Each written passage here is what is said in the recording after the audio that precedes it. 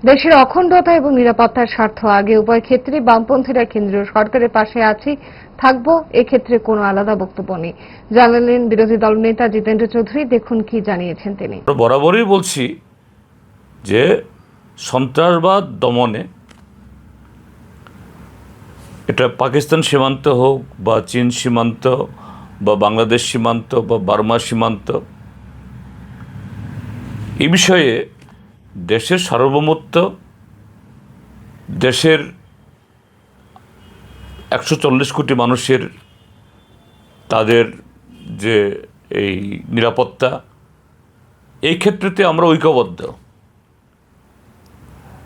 আমরা সরকারের পাশে আছি, প্রধানমন্ত্রীর পাশে আমরা আছি। জুড়ে থাকে বাঁধন আপনার চেয়ে আপন।